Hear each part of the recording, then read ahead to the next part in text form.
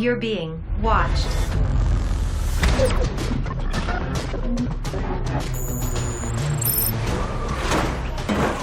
It's really happening.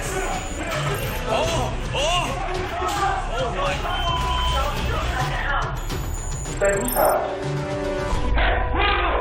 Wait, you're here. Officer down. Hit him. Hosted by Sean Sticks Larkin. You know you're on camera, right? Welcome to Crime Cam 24/7. The city of East St. Louis, Illinois, right across the Mississippi River from St. Louis, Missouri, has just 29,000 residents, yet averages around 24 murders a year. That's a murder rate 19 times higher than the national average. Violence in this area has become so prevalent that one man in the story you're about to see barely reacts, despite his front row seat for a late-night shootout.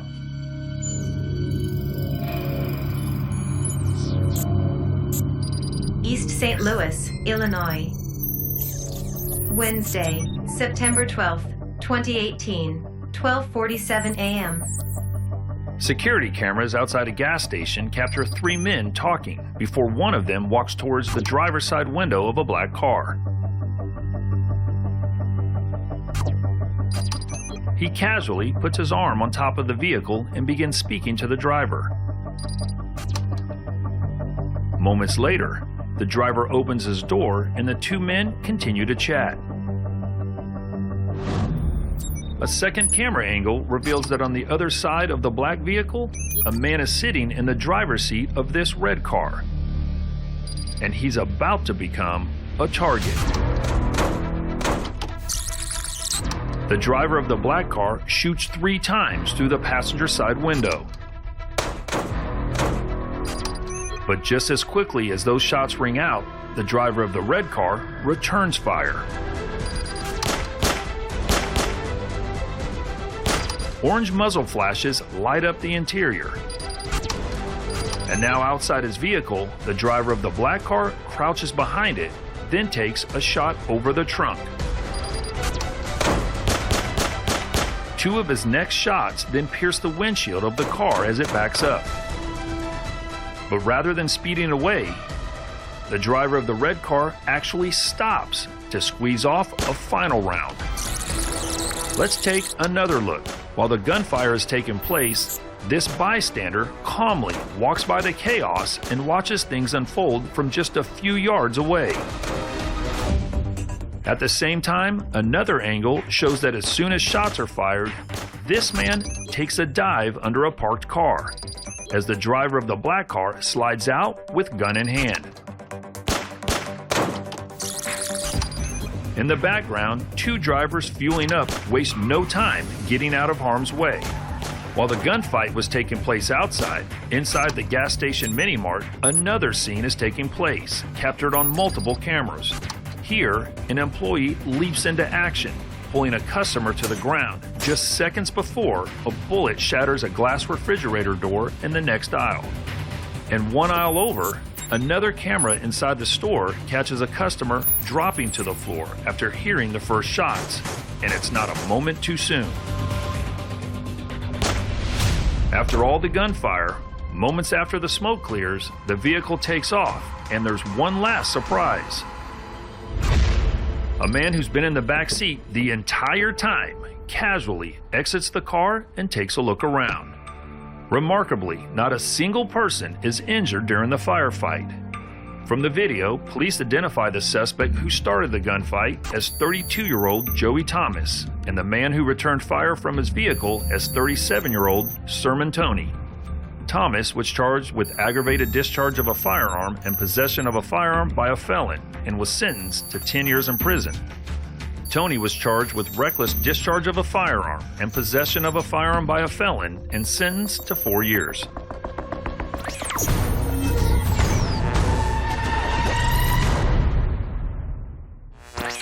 Prepare for next feed. In 2018, Nicholas Cruz killed 17 people in a mass shooting at a high school in Parkland, Florida that shook the entire nation. 9 months later, Cruz was in jail awaiting trial for his horrific crime when security cameras caught a glimpse of that rage that prosecutors intended on highlighting in the courtroom.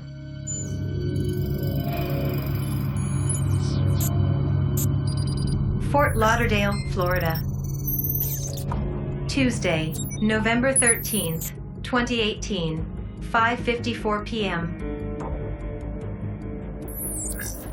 20-year-old Nicholas Cruz is walking laps around an area outside of his jail cell during his daily allotted exercise time. He's the only prisoner in that area right now because he is segregated from the general population in protective custody for his own safety from other inmates. Seated at a table near the base of the stairs, Sheriff's Sergeant Raymond Beltran is supervising Cruz. After Cruz makes a few laps, the officer notices that he's bending the toes of his rubber sandals under his feet as he walks and tells him to stop. Cruz ignores the order and continues walking with the sandals folded under his feet, eventually causing one to break. Sergeant Beltran then informs him that he'll have to return to his cell until a new pair can be brought to him. But the news doesn't sit well with Cruz.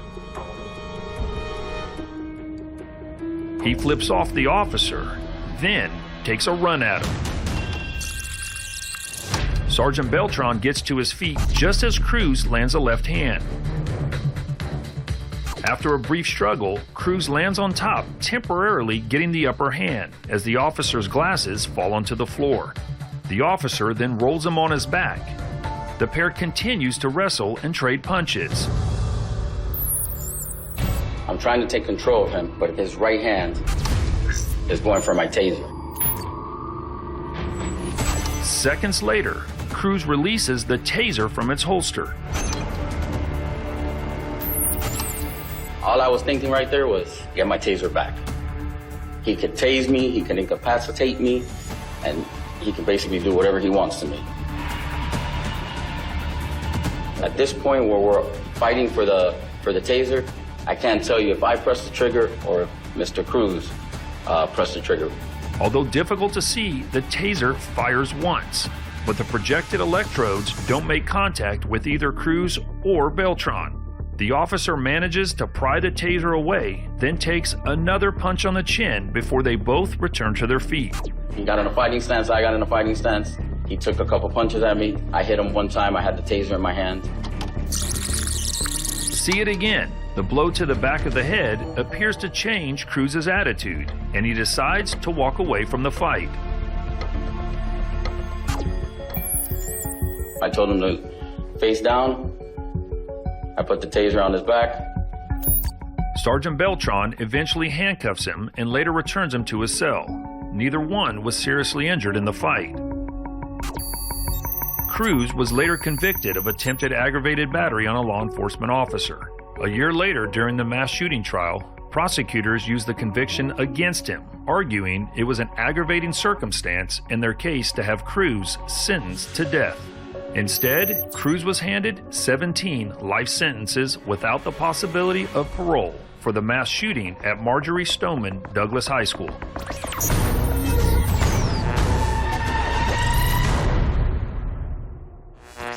Prepare for more feeds. In this next video, a suspect wanted by police for assault with a deadly weapon is leading Los Angeles police officers on a wild chase after carjacking a vehicle at gunpoint. The man behind the wheel is also wanted on a fugitive warrant by the U.S. Marshals.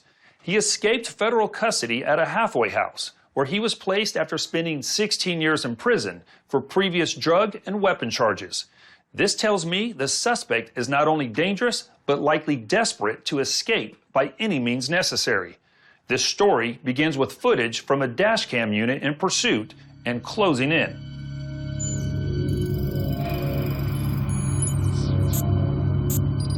Los Angeles, California. Wednesday, May 17th, 2022, 1:47 p.m.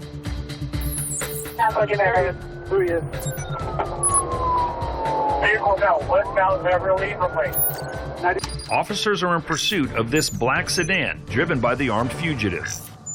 Accelerating down a busy city street, he weaves through two vehicles, then blows right through a red light. Vehicle westbound Beverly. Approaching Rampart.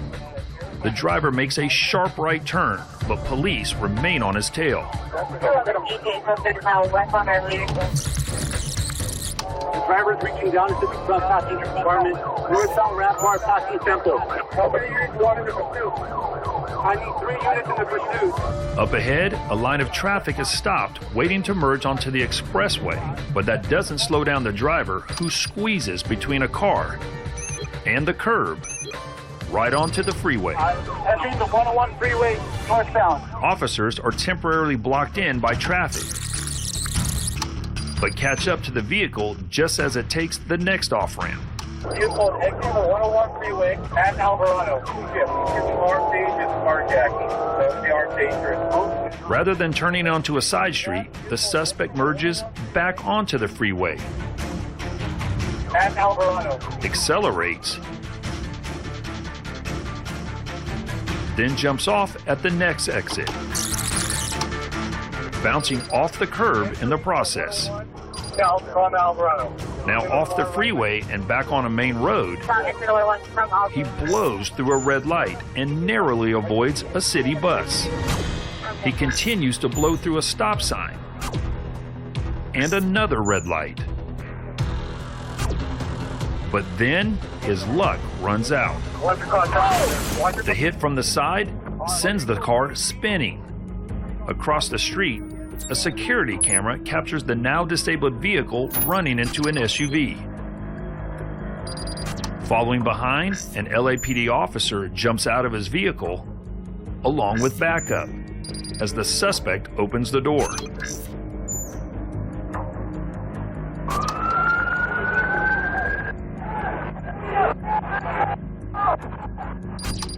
With multiple guns aimed at him, the suspect appears anxious and unsure of his next move.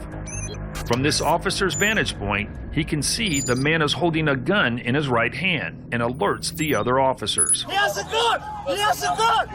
Drop it! Drop it! The suspect disregards the orders and instead backs away from the car, still holding the gun in his hand. As the suspect makes a break for it, officers open fire.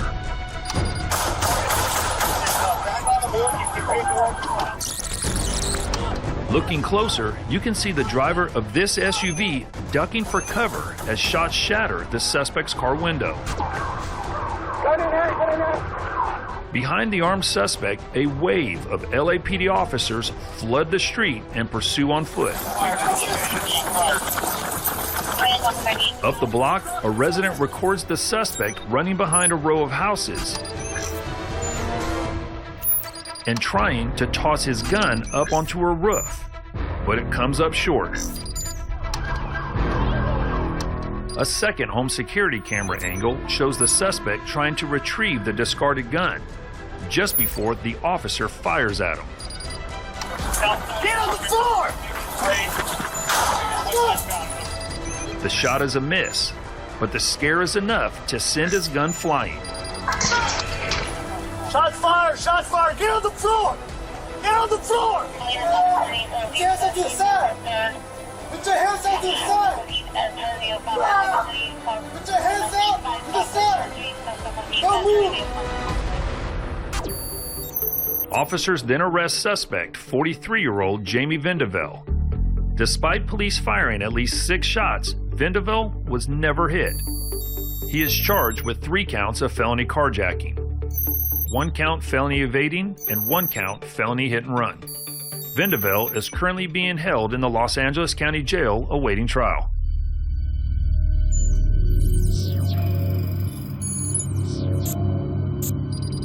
Oakville, Ontario. Thursday, November 3rd, 2022, 2:36 a.m. A security camera outside a movie theater records a truck entering the parking lot long after the last showtime. Seconds later, the truck reverses up a set of concrete stairs directly in front of the theater entrance. After putting the vehicle in park, the driver exits wearing a mask and gloves.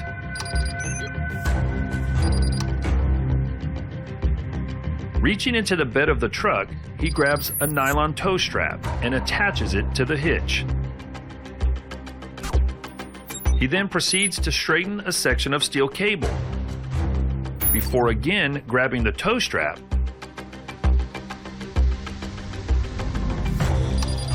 and connecting it to the end of a metal chain. The man spends the next few minutes hooking all the pieces together.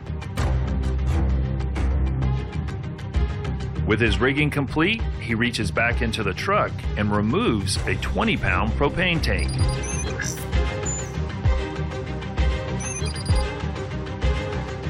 After taking a quick peek inside the theater, he makes his on-camera debut with a box office smash.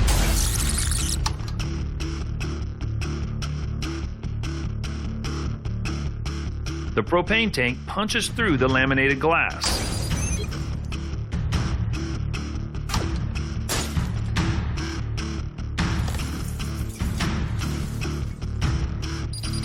With the steel cable in one hand and the propane tank in the other, he enters the vestibule and finds the next set of doors unlocked.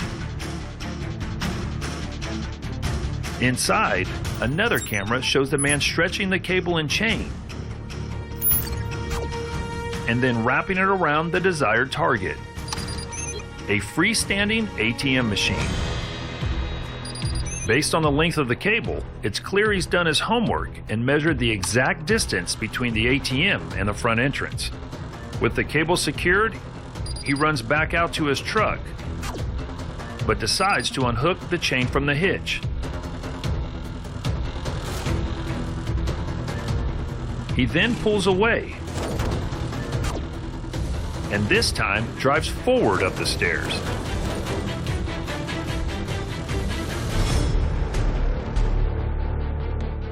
After securing the chain to a tow hook, he climbs back inside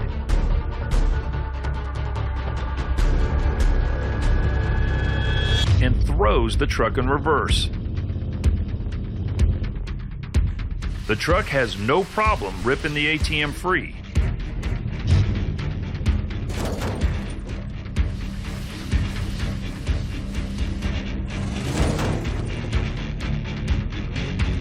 Once the machine is at the doors, the man tries to finish pulling it outside by hand. But it doesn't budge. So for a third time, he reconnects the chain, hops in the truck, and nails the gas. The ATM rockets out the building and smashes into a metal railing. The suspect then rolls the machine down the stairs and, just off camera, loads it into his truck and speeds away. In total, the ATM extraction takes the suspect more than 10 minutes to complete. Despite the theater having an alarm system, the heist doesn't trigger a police response in time for authorities to catch the suspect in the act.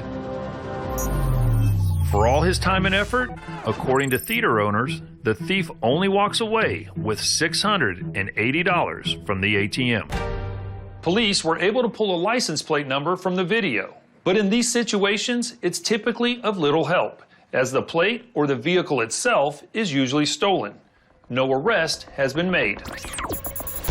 Have you captured a crime on camera? Please send your videos and tips to crimecam247@lawnews.com.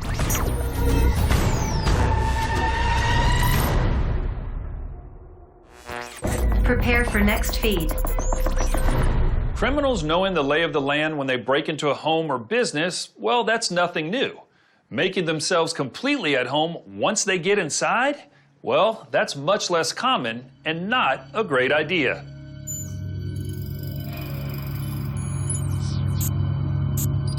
Lawrenceville, Georgia.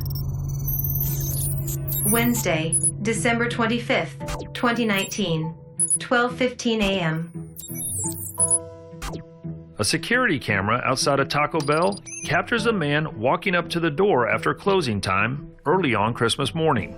When the door doesn't open, he strolls away and is picked up by another camera as he gives the drive-through window a shove, pries it open, and climbs inside. Behind the counter, the intruder ignores the cash drawers, and that's because he's here for something else. An early morning snack.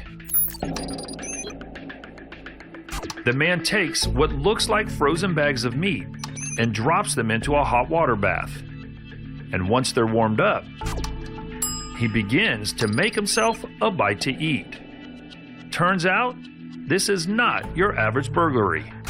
After downing his meal off camera, the man curls up on the floor and takes a 2-hour siesta Bel Grande. From the video, the hungry intruder was later identified as 26-year-old Stefan Gallared, a former employee. Gallared also reportedly stole a laptop computer and tablet from the location before leaving. He would later plead guilty to second-degree burglary and was sentenced to 1 month in jail, 75 hours community service, and 8 years probation. Well, that's all for this edition of Crime Cam 24/7. I'm Sean Sticks Larkin. Thanks for watching.